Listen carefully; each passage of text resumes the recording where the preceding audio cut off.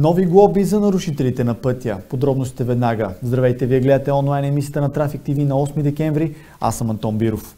Глобите за превишена скорост скочиха двойно. Това стана след като депутатите днес приеха промени в закона за движение по пътищата.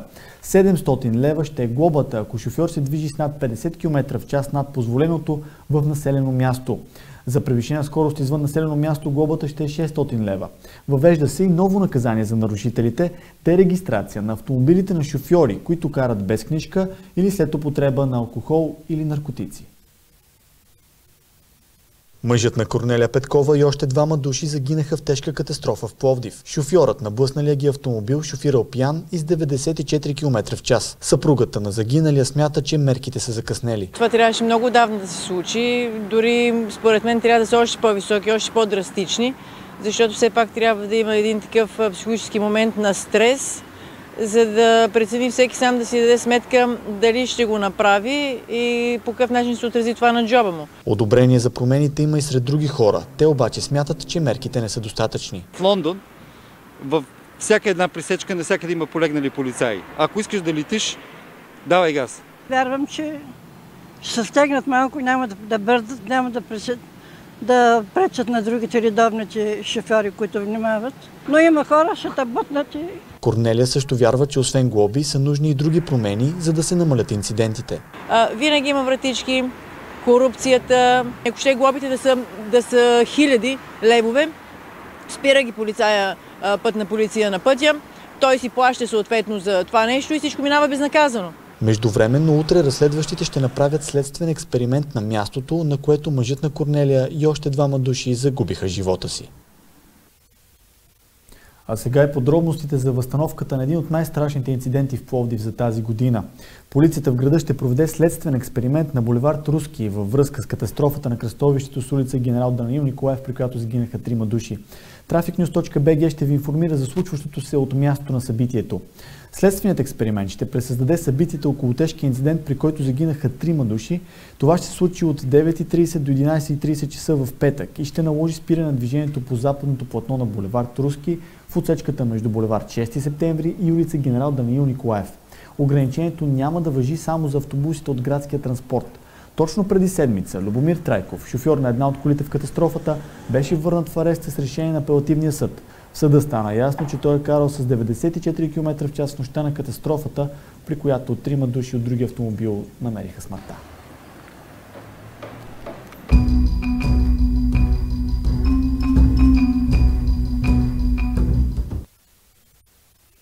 Нова версия за запалването на тютюневите складове в Пловдив. Тя стана известна по време на второто съдебно заседание, на което районният съд разглежда материалите по делото срещу единствения за сега обвиняем клошаря Любомир Данчев. В негова защита се обяви свидетел, който твърди, че складовете са били залети с запалителна течност. Дали доказателствата ще обърнат съдебния процес, разказва следващия репортаж. Петър Крушков е един от свидетелите на случилото се на 20 август тази година. Той твърди, че няма как пожар да е тръгнал от запален от незагасена цигара кош, каквато е версията на прокуратурата, и че някой умишлено искал да запали паметниците на културата. Склада не е запален от цигара, е полят с горивна смес. Когато вечерта видях пожар как е, бяха сини пламъци. Отдолу, горе бяха пламъците, долу беше безсветно. Значи е полято с нещо сградата, за да се подпали. Защитата поиска да се направи следствен експеримент, за да се проследи пътя на пожара. Кошче, в което Любо твърди, че е било побит, да се хвърли фаза, за да се види просто какво ще стане. И ако щете не едно, ами няколко фаза да бъдат хвърлени. В съдебната зала задържаният Любомир Данчев се оплака от лошото си здравословно състояние. Да кажа, нямам думи. Няколко месеца след големи пожар, тютюновите складове, които са паметник на културата, тънат в разруха, а емблематичната улица Иван Вазов е затворена заради мерки за сигурност. Стефан Сираков е работил през 80-те години на миналия век в тютюновите складове. Сега с носталгия си спомня за времената, когато всичко е било в експлоатация.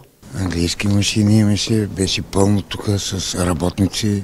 Въобще не си давам обяснение, въобще дали ще се възстанови този тютюнов монопол тук, където беше по-напред. И на смене се работеше стриктно. Но сега стриктно в събота. Дали някога Стефан ще доживее да види паметниците на културата в стария им вид, зависи от инвестиционните намерения на новите собственици на сградите. Полицаят Венцислав Караджов остава в ареста. Пловдивският окръжен съд остави без уважение молбата му за промяна на наложената му мярка за неотклонение и задържане под стража. Вече 7 месец обвинение за убийството на родителите си мъж е в следствения арест.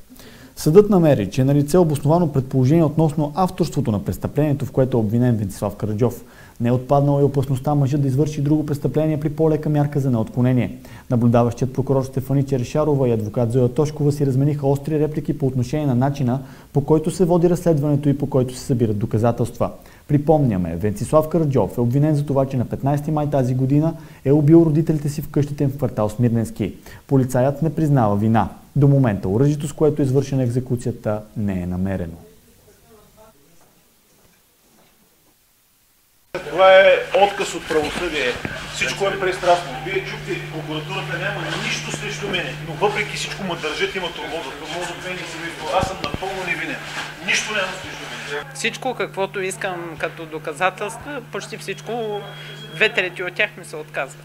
Непрекъснато. Поредната, днеска и аз научих, че на поредната молба на детето на Караджов да му се върне играта, 2 игри и компютъра е отказан. Ето, това е. Това е част от натиска, който се оказва върху семейството. Виждате, че цялата енергия, аз го казах, е на разследващите и прокуратурата е само в една насока да докажем колко много Венцислав Караджов е виновен, да го смачкаме и да го държиме в ареста, докато може.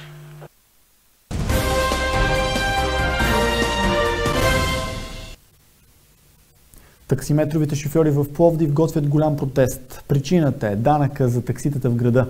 През септември Общинският съвет прие данъка да бъде 700 лева, а днес общинските съветници гласуваха начина, по който ще се вади разрешително.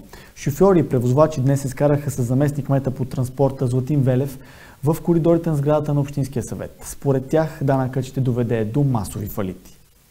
Като се плаща една част, примерно на 3 вноски ще плащаме. Тия 34 лева да се разделят на 3, тъй като те представляват единствено стикерчетата, които ни дават. Така че, ако не се вразумят, ще търсим начини.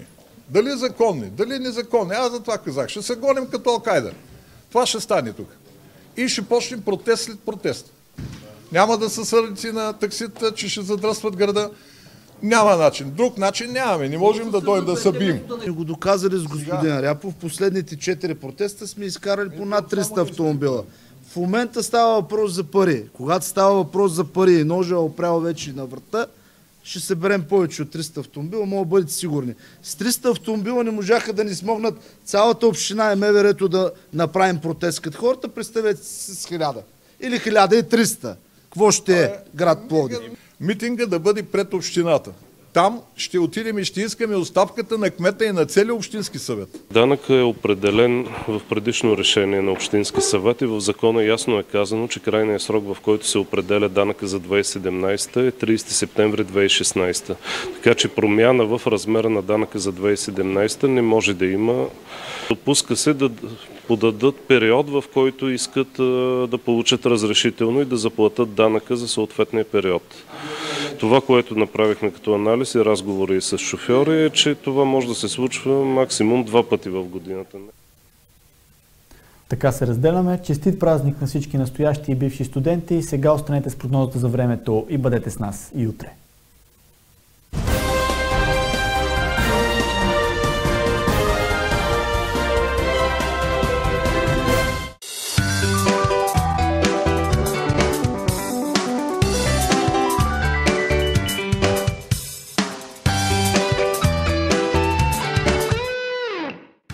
Променлива облачност прогнозират синоптиците за утрешния ден в Пловдив. Минималната температура под тепетата ще е 1 градус, а максимално живакът ще се покачи до 16. Очаква се слънчев и топъл уикенд, който ще е подходящ и за разходки.